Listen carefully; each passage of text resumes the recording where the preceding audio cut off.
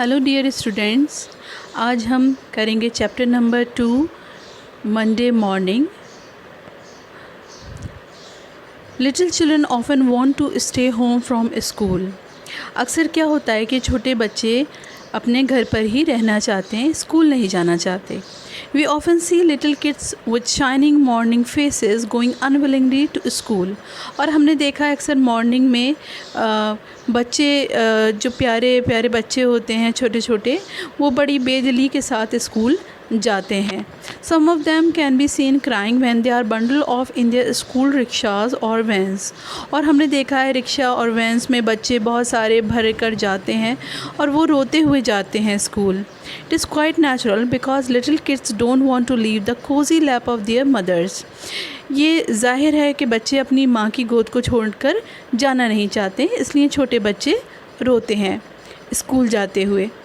But some children carry this habit even when they grow older. लेकिन कुछ बच्चे ऐसे भी होते हैं जो बड़े हो जाते हैं और फिर भी वो इसी आदत को अपने कंटिन्यू रखते हैं और स्कूल नहीं जाना चाहते। They always want to stay home from school. वो हमेशा घर पर ही रहना चाहते हैं, स्कूल से भागना चाहते हैं। They invent all sort of excuses and lies. और इसके लिए वो तरह तरह के झूठ बोलते हैं और एक्सक्यूज़ेस बनाते हैं जिससे कि उनको स्कूल नहीं जाना पड़े। Tom was one such boy. तो ये जो हमारी स्टोरी है इसमें भी टॉम एक ऐसा ही बच्चा है। He was 8 years old. वो 8 years एज थी उसकी, 8 साल का बच्चा है ये। ही लिव विद आंट पोली। और वो अपनी आंट के साथ रहता था जिसका नाम पोली था। His little sister Mary and his brother Sid also live with him. और उसकी एक छोटी बहन थी जिसका नाम मैरी था और एक भाई भी था जिसका नाम सिद था, वो भी उसके साथ ही रहता था। The old lady love the children dearly. और ये जो आंट पोली थी ये सारे बच्चों को बहुत प्यार करती थी। But Tom was very naughty. लेकिन इन सारे बच्चों में टॉम बहुत शरारती था। मंडे मॉर्निंग, मंडे की सुबह, he tried some tricks to stay home from school. उसने एक ट्रिक चली जिससे कि उसको स्कूल ना जाना पड़े और वो घर पर ही रह जाए।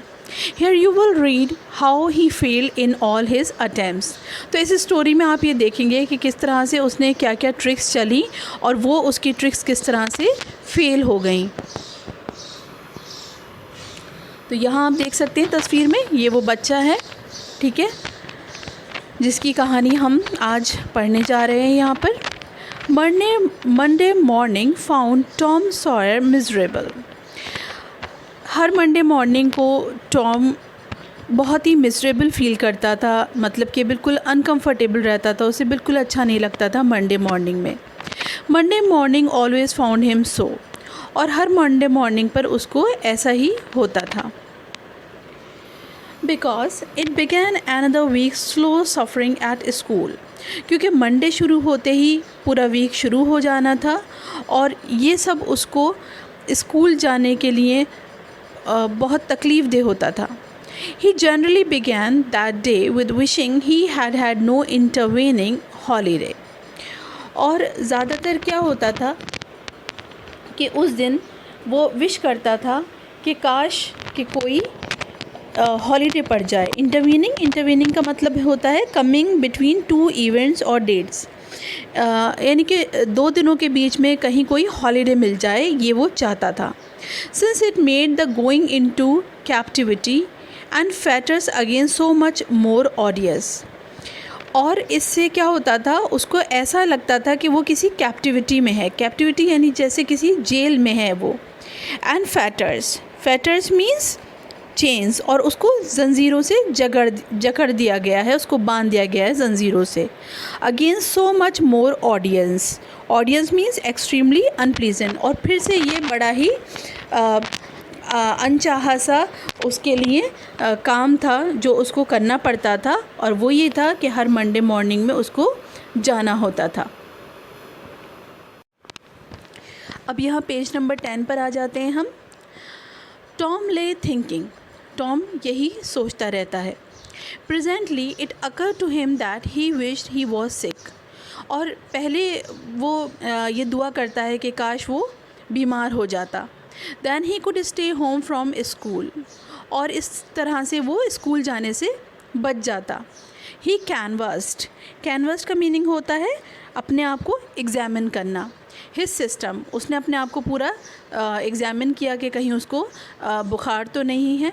No element was found, element means illness, लेकिन उसे कोई भी बीमारी नहीं थी। एंड ही इन्वेस्टिगेटेड अगेन, उसने दोबारा अपने आप को चेक किया। इन्वेस्टिगेटेड मतलब अपने आप को दोबारा चेक किया। This time he thought there were colicky symptoms, colicky कहते हैं relating to acute pain in the stomach, पेट में जो दर्द होता है उसको कहते हैं। तो उसने चेक की, उसने सोचा कि कहीं पेट में ही दर्द हो जाए उसको। And he began to encourage them with considerable hope, और वो अपने पेट के दर्द को और ज़्यादा बढ़ावा देना चाहता था। वो चाहता था कि किसी भी तरह से उसके पेट में दर्द हो जाए। But soon they grew feeble and presently died wholly away, लेकिन धीरे धीरे जो पेट में उसे कुछ महसूस हो रहा था वो धीरे धीरे ख़त्म हो गया, और ये जो उसकी उम्मीद थी कि पेट में दर्द हो जाएगा उसके, वो भी धीरे धीरे ख़त्म हो गई। टॉम रिफ्लेक्टेड फर्दर, टॉम ने फिर और सोचा। सडनली, अचानक से, ही डिस्कवर्ड समथिंग, उसे एक ख़याल आया। उसने कुछ सोचा कुछ नया करने का। One of his upper front teeth was loose, उसका ऊपर का जो दांत था वो ढीला हो गया था, उसका दांत गिरने वाला था। This was lucky, he was about to begin to groan as a starter. अब उसने सोचा कि ये तो बड़ी खुशकिस्मती की बात हो गई, वो तो बहुत लकी हो गया, उसे एक बहाना मिल गया स्कूल ना जाने का। तो उसने ग्रोन करना शुरू कर दिया। ग्रोन मतलब पेन में रोना शुरू कर दिया उसने, मतलब तकलीफ़ में जो हम चिल्लाते हैं उसे ग्रोनिंग कहते हैं। तो उसने चिल्लाना शुरू कर दिया एज अ स्टार्टर। स्टार्टर का मतलब होता है a device to start the engine of a vehicle, जैसे कि कोई गाड़ी को हम शुरू करते हैं किसी इंजन से, ऐसे वो भी शुरू हो गया रोना चिल्लाना दांत के दर्द के लिए। As he called it, but then it occurred to him that if he came into court with that argument, his aunt would pull it out and that would hurt। और उसने सोचा कि अगर उसके ऊपर ये इल्ज़ाम लगाया गया कि वो झूठ बोल रहा है और ऐसा कुछ नहीं है, और फिर उसको कोर्ट में प्रेजेंट किया गया, मतलब उसको ये सब कुछ ऐसा लग रहा था जैसे कि उसका घर जो है वो एक कोर्ट है और स्कूल जो है वो एक प्रिजन है। तो यहाँ उसने सोचा कि अगर अदालत लग गई आंटी जी के सामने, तो आंटी क्या करेंगी, उसका दांत को जो है वो खींच लेंगी, निकाल लेंगी, जो कि ढीला हो गया है, गिरने के लिए तैयार है। एंड दैट वुड हर्ट, और उससे क्या होगा, उसको चोट लग सकती है। So he thought he would hold the tooth in reserve for the present and seek further. तो उसने सोचा कि अभी इस बहाने को वो आगे के लिए रख लेता है और बाद में इस पर सोचेगा। Nothing offered for some little time, but then suddenly he remembered he had a sore toe। और फिर उसको समझ नहीं आ रहा था कि वो आखिर कौन सा बहाना बनाए, लेकिन अचानक से उसे याद आया कि उसके टो कहते हैं अंगूठे को, उसके अंगूठे में सोर था। सोर मतलब एक ज़ख़म हो गया था। Very ईगरली he Drew it from under the sheet and held it up for inspection. उसने जो शीट ओढ़ी हुई थी, चादर ओढ़ी हुई थी, अभी भी वो बिस्तर में ही था, तो उसने अपने अंगूठे का इंस्पेक्शन किया, यानी उसको चेक किया अपने अंगूठे को। He did not know the necessary symptoms, but it seemed quite worthwhile to chance it. So he fell to groaning with considerable spirit.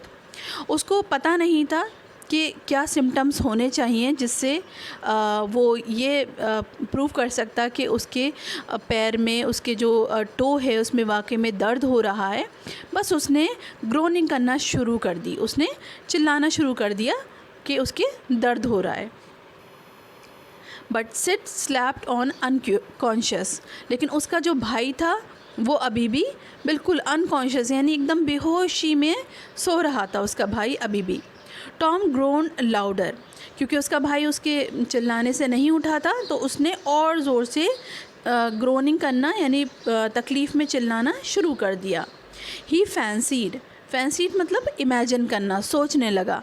He fancied he was really feeling pain in the toe, और वो ऐसे सोचने लगा कि बिल्कुल imagine करने लगा कि उसके जो टो है उसमें वाकई में ही पेन हो रहा है, हकीकत में पेन हो रहा है। नो रिजल्ट फ्रॉम सिड, लेकिन उसके भाई पर तो कोई असर ही नहीं हुआ। Tom was panting with his exertion by this time. अब टॉम जो है वो चिल्लाते चिल्लाते वो पैंटिंग करने लगा था। पैंटिंग मतलब हाँफने लगा था, एक्सर्शन थकन की वजह से। He took a rest and then swelled himself up and fetched a succession of admirable groans.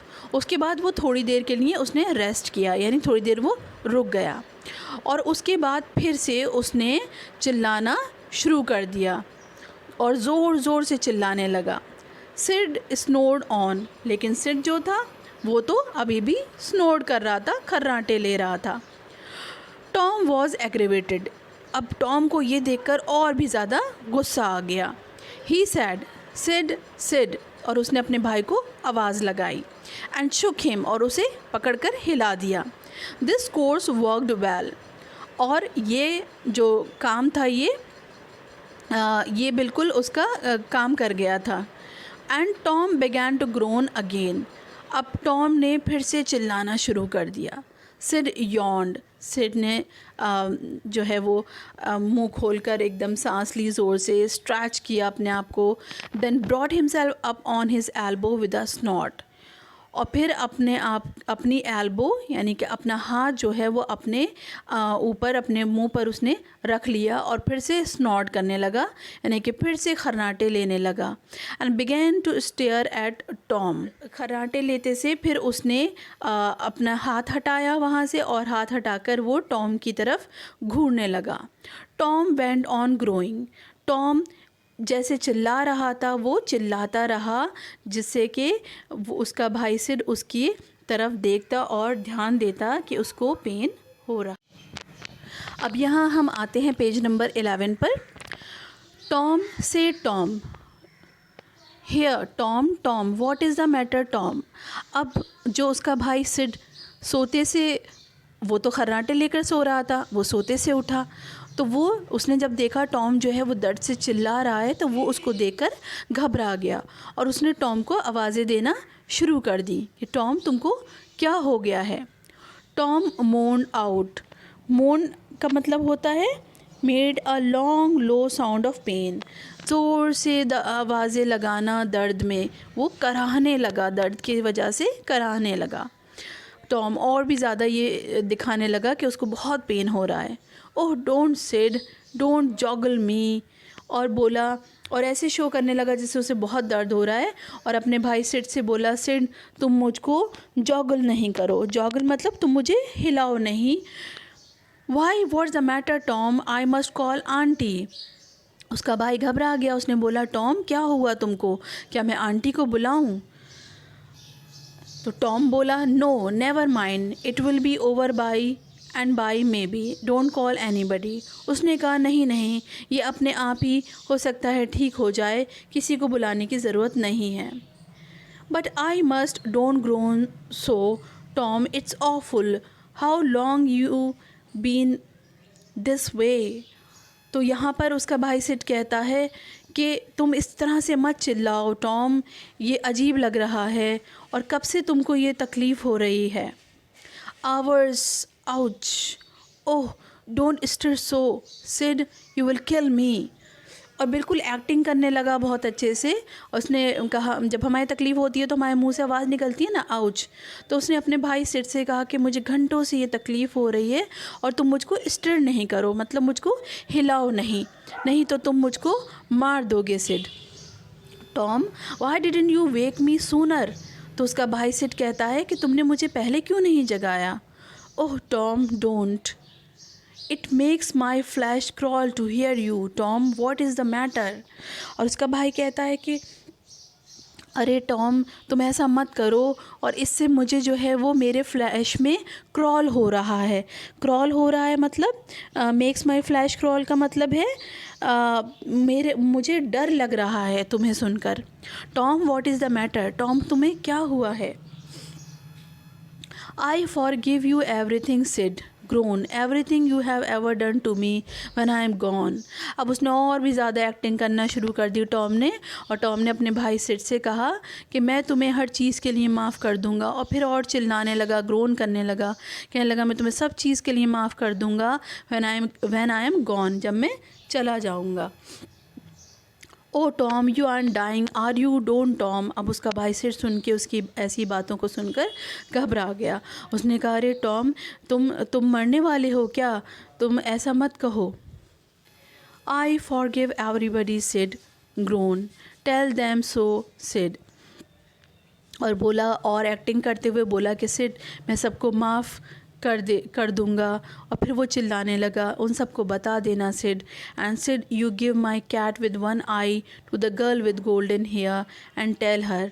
और ये जो मेरी कैट है जिसकी एक आँख है, ये तुम जो गोल्डन हेयर वाली लड़की है उसको ये कैट, मेरी कैट उसको दे देना और उसको बताना. और ये कहते कहते वो रुक गया. But Sid had snatch his clothes and gone. लेकिन इससे पहले कि वो अपनी बात को और आगे पूरा करता, सिड ने जल्दी से अपने कपड़े पहने और वो वहाँ से चला गया, भाग गया वहाँ से. Tom was now suffering in reality. अब इस वक्त टॉम को एक्टिंग करते करते उसको सच में ही दर्द होने लगा था. So handsomely was his imagination working. इतने अच्छे से उसने दर्द को इमेजिन किया कि अब उसे रियल में ही दर्द महसूस होने लगा था. And his groans had gathered quite a genuine tone. और अभी तक तो वो एक्टिंग कर रहा था ग्रोनिंग की, अब लग रहा था कि हाँ जेन्यून मतलब हकीकत में ही उसको जो है वो लग रहा था कि दर्द हो रहा है. Sid flew downstairs and said. Sid उसका भाई जल्दी से नीचे सीढ़ियों के नीचे भाग कर गया और उसने बोला ओह आंट पॉली कम टॉम्स डाइंग. और वो घबराते हुए आंट से बोला कि आंट पॉली टॉम मर रहा है. डाइंग, आंट पॉली मर रहा है.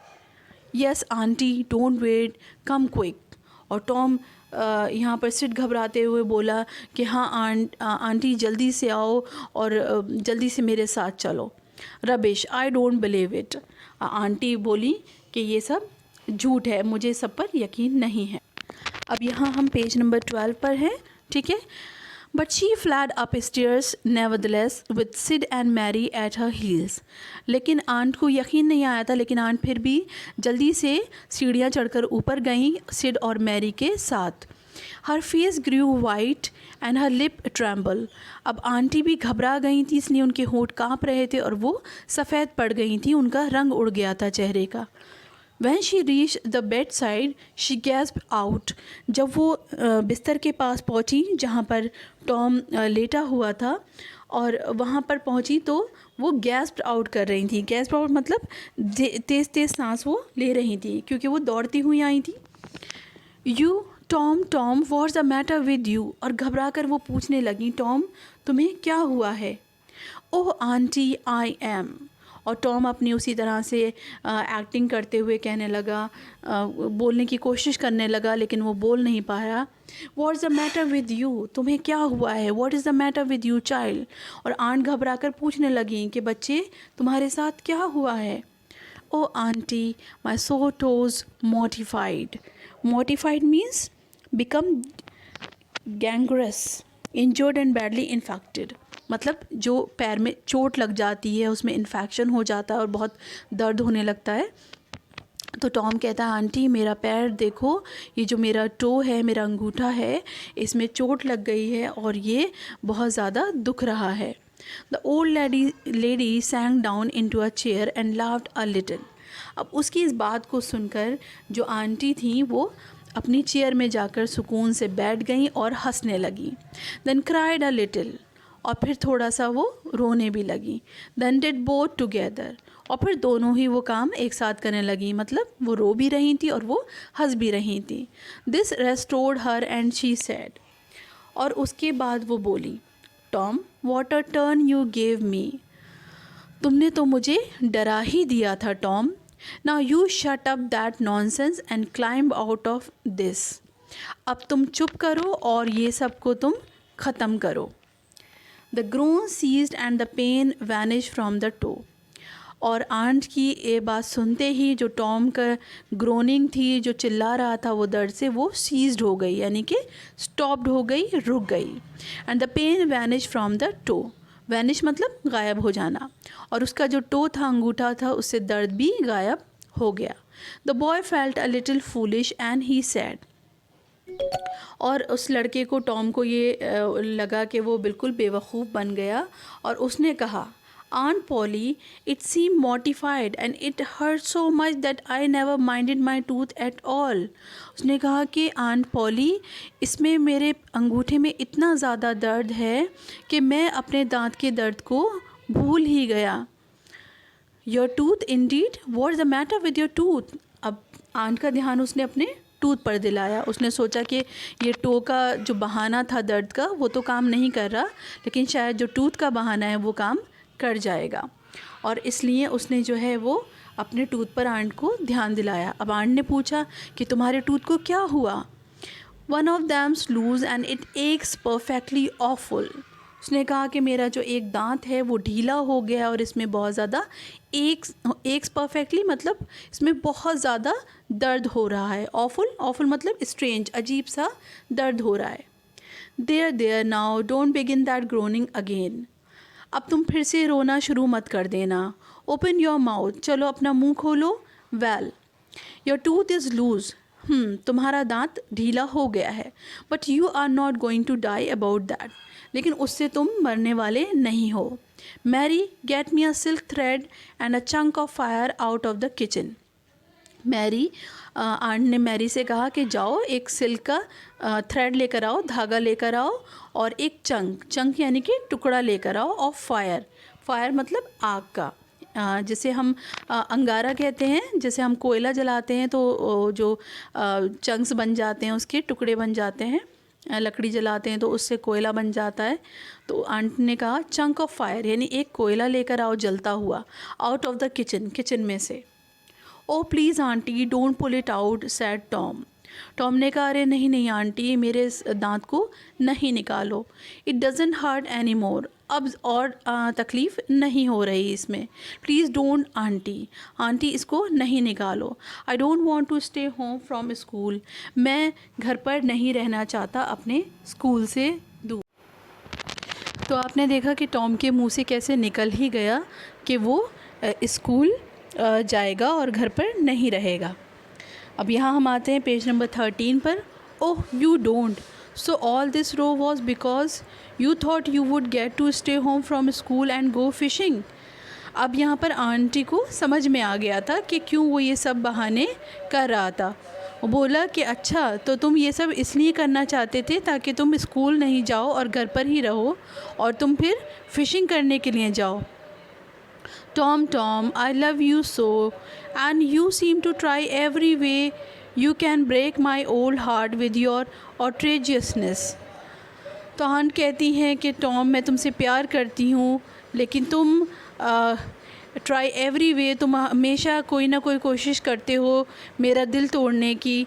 विद योर outrageousness, outrageousness का मीनिंग होता है very shocking and unacceptable behaviour, यानी तुम ऐसी हरकतें करते हो जिससे मेरा दिल टूट जाता है और तुम मेरा दिल तोड़ देते हो। By this time the dental instruments were ready. अब इस वक्त आंटी के जो डेंटल इंस्ट्रूमेंट थे जो कि उन्होंने मंगाया था, एक सिल्क थ्रेड मंगाया था मैरी से, वो तैयार था उसका दांत निकालने के लिए टॉम का। The old lady made one end of the silk thread fast का यहाँ पर मतलब है बिल्कुल फिक्स कर देना, अच्छे से तैयार कर लेना। तो आंट ने सिल्क थ्रेड को अच्छे से तैयार कर लिया था to Tom's tooth with a loop and tied the other to the bed post. तो आंट ने क्या किया कि एक जो धागा था उसका एक हिस्सा उन्होंने उसके दांत में बांध दिया और दूसरा कहाँ बांध दिया, बेड पोस्ट से। देखिए पिक्चर में आप देख रहे हैं किस तरह से ये जो थ्रेड है ये बंधा हुआ है और दूसरा थ्रेड जो है वो उसके मुंह से दांत निकालता हुआ बाहर आ गया है थ्रेड, ठीक है। तो आंट ने यहाँ इस तरह से बेड के एक किनारे से थ्रेड को बांध दिया और दूसरा किनारा उसके दांत में बांध दिया था. Then she seize the chunk of fire and suddenly thrust it almost into the boy's face. और फिर आंट ने जो चंक ऑफ फायर मंगाया था, यानी जो उसने जलती हुई आग मंगाई थी, वो उस लड़के के मुंह में बिल्कुल पास कर दिया उसके. The tooth hung dangling by the bed post now. और अब जो दांत था वो टूट कर लटका हुआ था बेड पोस्ट के पास. जैसे कि आप पिक्चर में देख सकते हैं कि एक धागे के एक तरफ जो है वो उसका दांत लगा हुआ है. तो इसी तरह से वो बेड से लटक गया उसका दांत धागे में, थ्रेड में. डैंगलिंग कहते हैं लटकने को. But all trials bring their compensations. As Tom wended to school after breakfast, he was the envy of every boy he met because the gap in his upper row of teeth enabled him to expectorate in a new and admirable way. अब सारी जो कोशिशें थी, trials कहते हैं कोशिशों को, वो सब उसकी ख़त्म हो चुकी थी. As Tom wended to school. Wended means to move, school की तरफ जाना. जब वो स्कूल की तरफ जा रहा था ब्रेकफास्ट के बाद, he was the envy of every boy he met. वो जिस लड़के से भी मिल रहा था उससे वो एनवी कर रहा था, मतलब जेलस हो रहा था उससे, जिस लड़के से भी वो मिल रहा था. बिकॉज क्योंकि the gap in his upper row of teeth enable him to expectorate. क्योंकि ऊपर अब जो उसके दांतों के बीच में एक गैप हो गया था दांत टूटने की वजह से, उसकी वजह से वो एक्सपेक्टोरेट हो रहा था. एक्सपेक्टोरेट मीन्स खांस रहा था. In a new and admirable way, एक अलग ही तरह से वो खांस रहा था. He gathered quite a following of lads interested in the exhibition. और सारे लड़के उसको देखने के लिए आ रहे थे और इस तरह से उसकी एग्जीबिशन लग गई थी, बिल्कुल तमाशा जैसा लग गया था. और सारे लैड्स उसके पास जमा हो गए थे. लैड्स मतलब बॉयज़, सारे बॉयज़ उसके पास जमा हो गए थे उसको देखने के लिए. There was one who felt jealous of Tom's new glory. अब उनमें से एक था जो टॉम की इस नई शान से, ग्लोरी कहते हैं शान को, इस नई शान से जेलस हो रहा था. And said that it wasn't anything to spit like Tom Sawyer. और कहता है कि it wasn't anything to spit like Tom Sawyer. Tom Sawyer के पास अब कुछ बचा ही नहीं. Sour grapes said another one. तो दूसरे ने उस लड़के पर जो जेलस कर रहा था उसके ऊपर कमेंट किया साउर ग्रेप्स. साउर ग्रेप्स का मतलब होता है अंगूर खट्टे हैं. ये एक मैगज़िम है. जब भी कोई जेलस होता है तो हम उससे ये कहते हैं कि हाथ नहीं लगे तो अंगूर खट्टे हैं. तो इसके पीछे भी एक पूरी कहानी है इस मैगज़िम के पीछे, वो मैं किसी और टाइम आपको बताऊंगी. तो यहाँ दूसरा जो बच्चा है वो कमेंट करता है जेलस बच्चे के ऊपर कि तुम्हारे हाथ नहीं लगी ये ग्लोरी, तो तुम टॉम से जेलस कर रहे हो और इसलिए तुम्हारे लिए अंगूर खट्टे हैं. ठीक है, तो ये चैप्टर फिनिश हो गया है और इसके क्वेश्चंस के आंसर्स और जो एक्सरसाइजेज़ हैं उसके सॉल्यूशंस मैं आपको नेक्स्ट वीडियो में प्रोवाइड करूँगी. इस चैप्टर को बहुत ध्यान से सभी लोग सुने, इसको देखें और अपने बुक खोल कर रखें और इसको देखते जाएं और ध्यान से सुनते जाएं.